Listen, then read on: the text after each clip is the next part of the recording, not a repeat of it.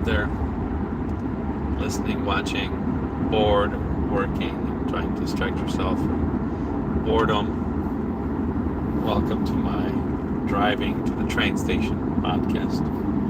Well, I shouldn't say a podcast, but I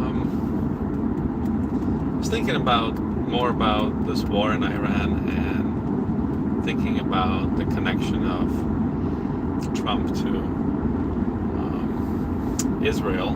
And if any one of you guys watched me before, you know that I theorized and used AI algorithms to run a hypothesis whether or not Jeffrey Epstein was working for Israeli intelligence, collecting secrets on wealthy individuals all around the world, prominent individuals, and then sending those secrets to Israel to be kept in a vault as a blackmail material for future. And I think what we have playing out right now in front of us in real time is that very vault was opened up, and Netanyahu showed Trump exactly what they have on him from the Epstein years. And because overnight he's like, I'm going to go attack Iran, right?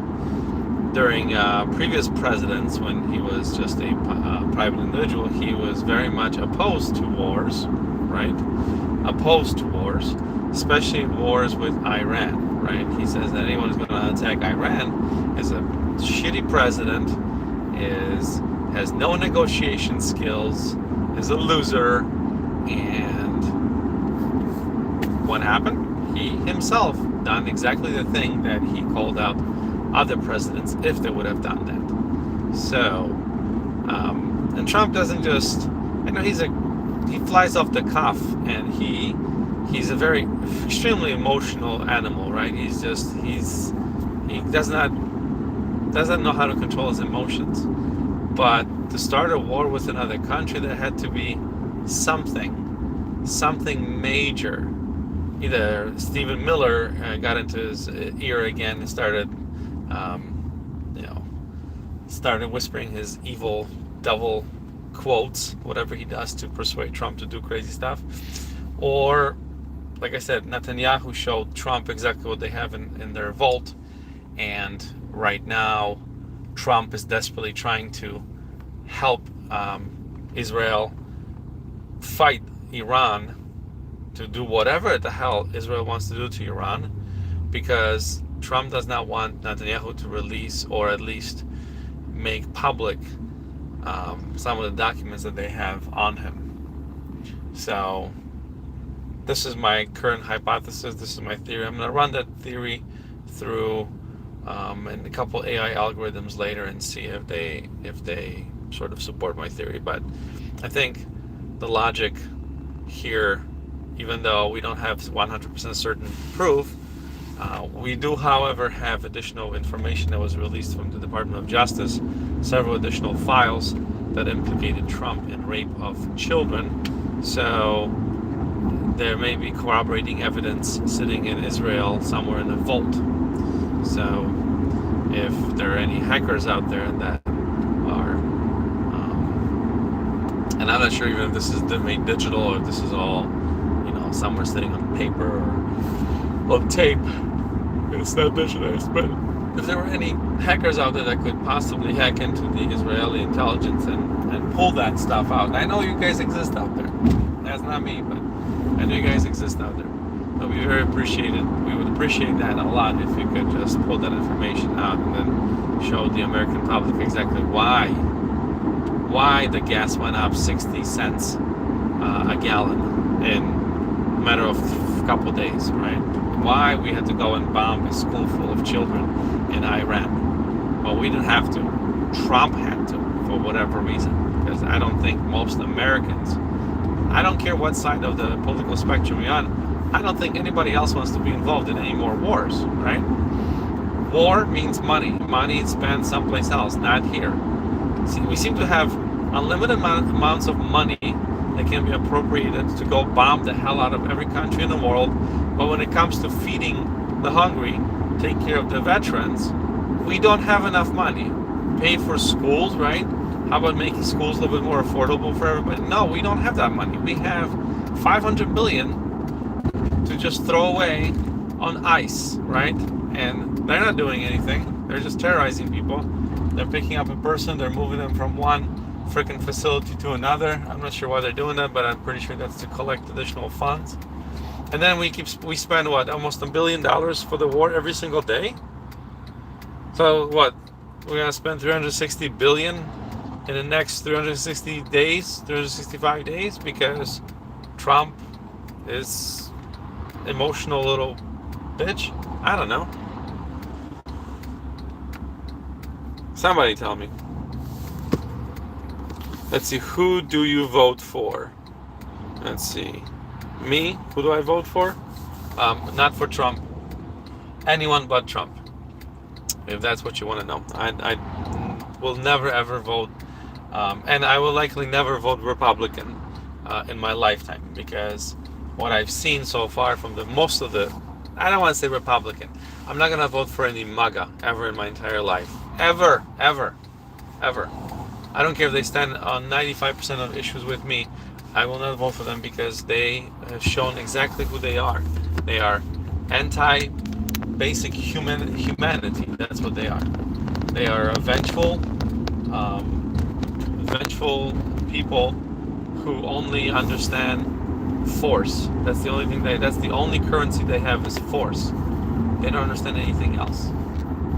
Science, that's like fucking magic to them. Healthcare, that's too, you can't even pronounce acetaminophen. Laws, they're suggestions, merely suggestions. They're not necessarily laws to Republicans, or I don't want to say Republicans, I'll say MAGA, because there are some Republicans left.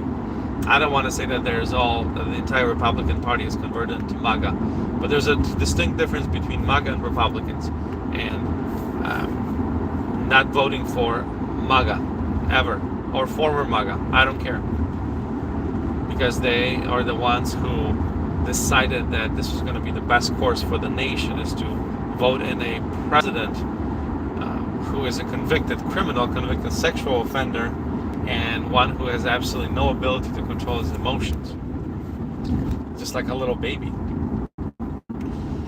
So I will never vote for MAGA. I don't care if it's the only person. I'll write my own name in, or somebody else's name. I don't care. So MAGA has shown exactly who they are, and they are not serious people. They are just this organized network of, well, they are organized in one fashion, is that they wear the pedal symbols on them, the MAGA symbols on them. So that's it. So, not voting for them. I'll vote for Democrats or Independents, or if there's a Green Party, Beer Party. I don't care what kind of party, but it's not going to be MAGA. Maybe I'll even vote for actual Republicans, if there's any that have balls that can come out and actually, run for an office. But because I do share certain things with Republicans, I do share certain things with Democrats. No one in this world is one or the other, but I know that I am not MAGA. Never will be. So, but anyway, back to Trump and why he started this war. So some of the people on the right are going to bring out the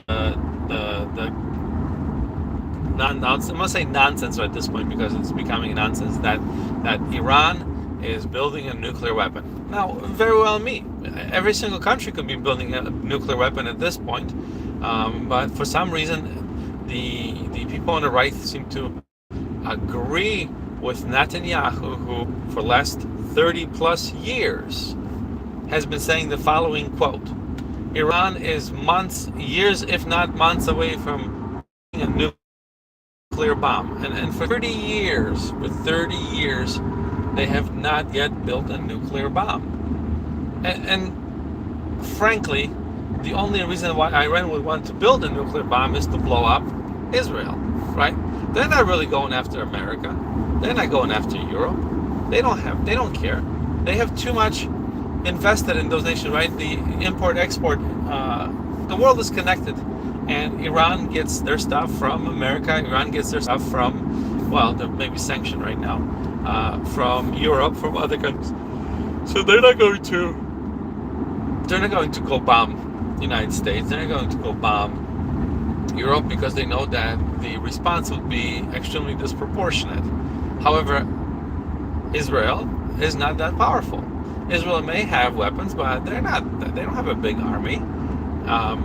Iran can definitely, if there was match 1-to-1, just Israel and Iran, I don't think Israel could stand a chance.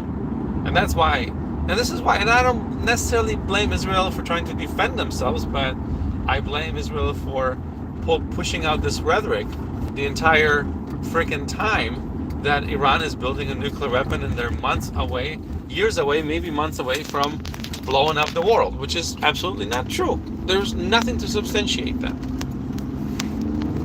And plus, we've already spent enough money we sent enough money to Israel for them to build up their defenses. By now, they should be defended against freaking space aliens if they were invading them right now, because we spent so much money on Israel. It's time to stop spending money in Israel and start spending money where it really matters, like United States of America, like maybe on healthcare, maybe on schools, maybe, I don't know, maybe everyone deserves high-speed internet in this country. Not everyone still has a high-speed internet in this country. Maybe everyone deserves to have kids go to school and have free breakfast and lunch in school, right? Because after all, we are supposed to be the greatest democracy there ever was.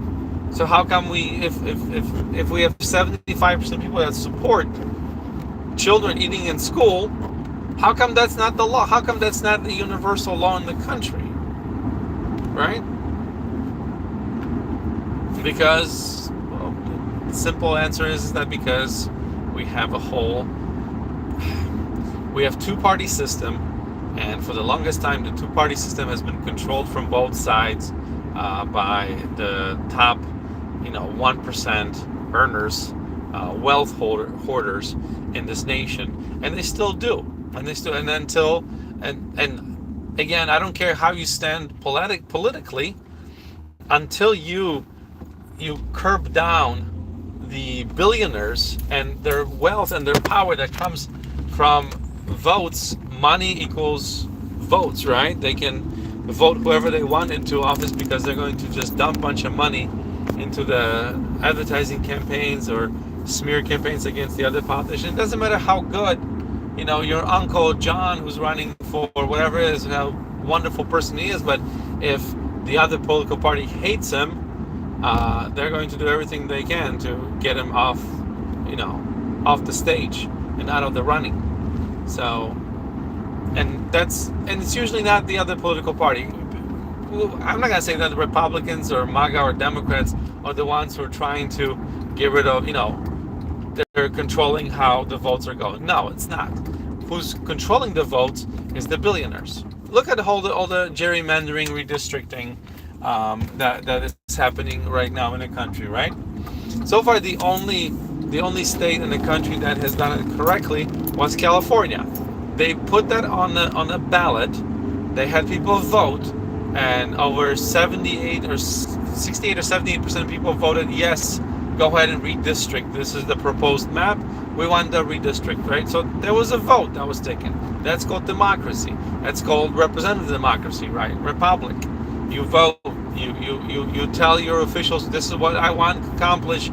Are you going to do that? I'm voting for you, right? So California was the only one so far, as far as I remember, that has done is the correct way. Now, if Texas would have put that on a ballot and they would have got, let's say, their votes to redistrict, gerrymander their voting polls, I wouldn't have an issue. I would say, okay, fine. This is what the people wanted. But they just wanted to go ahead and do that outside the scope of their power, right?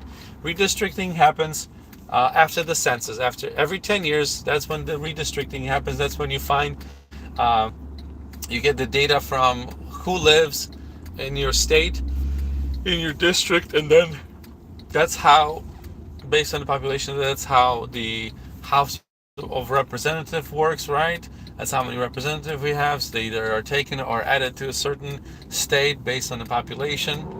So that should be how it's done. It's one with every 10 years you do the redistricting, unless there's some sort of a massive, I don't know, massive exodus or massive influx of people to one state or another, where suddenly now you have 5% higher population than you did 2 years ago. Then I would, in that circumstance, I would see a validity of redistricting, or at least looking at changing something in your voting maps to make sure that everyone gets a vote, right? So yeah, that directly leads me to somebody has me question, who do I vote for? Well, again, I'm going to vote for the people who allow democracy to flourish, not for people who are curbing the vote, or the right to vote, or the right to body autonomy, right? As someone who I've worked in healthcare for 26 years, and I'm not there to force people to do what they don't want to do. People come to the hospital, or they come to the clinics, and they choose to be there, right? Well, some of them, they come in, I guess they're brought by ambulance or whatever, but people want help in the hospital, and that's what people do. They come for help, and we should be able, as a country, provide help for every single person that comes to the hospital. Singapore has a wonderful healthcare system. Their overhead is only 6%. That's what their overhead is, right? Which means that for every dollar, let's say every dollar they spend, 6 cents goes to administer their care, right? It means that the other 94% is actually used for the care itself, right? It's not the bureaucratic paperwork. It's not the insurance, not the other nonsense. If we eliminated the insurance companies in the United States, we could reach something, I wouldn't say similar to that, because we're in different, slightly different structure, but we could eliminate at least what we have right now, where 75% of every single dollar that you put into your healthcare pot goes to somebody's salary somewhere, meaning to administer the administration of the healthcare, and only 25% actually goes for the healthcare itself, for you getting your X-rays, or you getting your MRIs, or you're seeing a doctor, or your surgery. And that's how this system is set up, because 75% of it gets extracted by middle managers of middle managers of middle managers, who are, at the end of the day, ran by a few large corporations. And so why are we paying such high healthcare bills, such high premiums, such high healthcare taxes, when most of us don't even get anything from it, right? And you have to step away a minute from your, what used to be, let's say, like cushy job at the auto industry, right? I remember back in the late 90s, early 2000s, the auto workers, they starting to lose their benefits, when they would be complaining to me saying, oh my God, my copay for my medication I've been taking for 20 years is now $2. It used to be $0, and now it's $2. And now find a copay of $2. There's no copay of $2. How there's no copay of, like, it's extremely different. I mean, there's few medications, and you have to have some special program where you can get, a 20-day or 30-day supply for like $9, maybe a 90-day supply for $20, something like that. Maybe your blood pressure, amlodipine, or lisinopril, or whatever, one of those drugs that's been out there for a long time, and they're cheap to make. But any kind of new medication that comes out, or anything that is a little bit more specialized, I mean, you're talking about hundreds and thousands of dollars a month, which is ridiculous. Which can be avoided totally by simply getting rid of the middle managers. The pharmacy benefit manager, for example, that is a job that should never exist in healthcare. That is a job that is eating up about 3/4 of our money that we spend on medications. Those are the people to blame. Those are the people who own the pharmacies. They own the drug manufacturing, and they own the middle managers also. So they basically, some of them even own doctors now, right? All these pharmacies were getting into the business of having the minute clinics or whatever, They would call them, so you can come in, you can go to pharmacy, you can see sometimes doctor, sometimes nurse practitioner, or maybe even pharmacist could prescribe you antibiotic or something. But we are in a war with Iran because Donald Trump wants to hide the Trumpstein files. I call them Trumpstein files now because it's clear that he's in there more than what has been released, a lot more. So, yeah.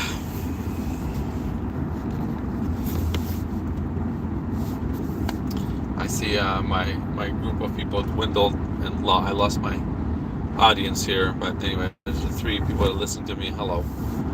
Sorry, I know I'm talking, but I'm driving, so I'm not looking at the phone. But I appreciate the votes. I see there's, let's see, we got 59-41. So 59% think that, like I do, that Trump started the war to distract us from the Epstein files, and 3% somebody voted that they do not. Okay, well, so if they do not, and I wish I could, have this, inside here that says if you say no, then can you write down the reason why? Because I'm always curious about what people think is contrary to popular belief, right? Because right now, I would say most of the country believes that Trump started a war because he has to do something with either distract people from the Epstein files, or I believe that he's being blackmailed by the Israelis with all the data that, all the tapes and all the evidence that Epstein has collected on him over the years when they were best friends. So that tells you that what kind of best friend he was. Maybe this, maybe this is why Trump dumped Epstein, because he found out Epstein was recording him. And then what he's going to say? I'm going to go to the police and tell them that you're recording me with children or with women or with raping or whatever? No, he's not going to say that, right? He's not going to say that, because that means that he implicates himself. So, interesting. Maybe Trump already knew. Maybe this is why he's been quiet about Epstein all these years, because he knew exactly what Epstein was doing. He caught Epstein recording him. And this is why he's like, well, I don't want to talk about Epstein files. Why do I want to talk about Epstein files? Because you're in the files. Wow. All right. Well, that just kind of blew my brain, but whatever. Oh. Let's see.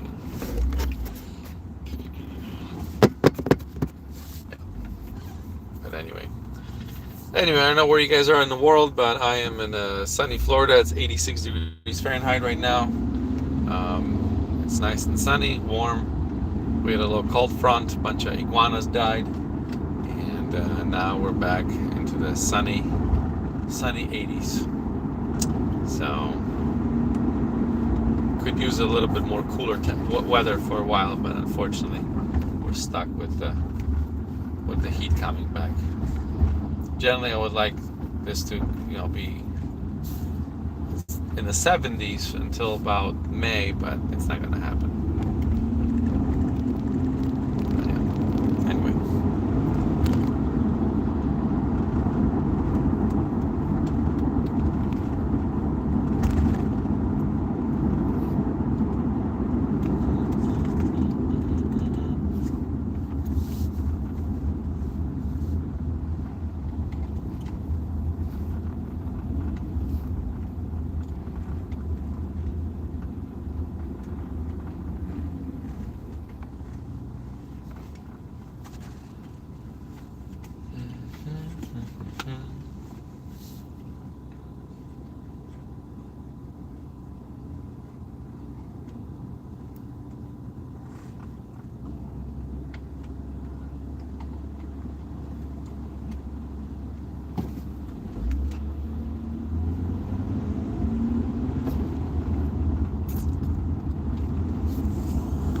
Well, time to say goodbye, because I'm pulling up to the station. So thank you for joining me. Have a wonderful day.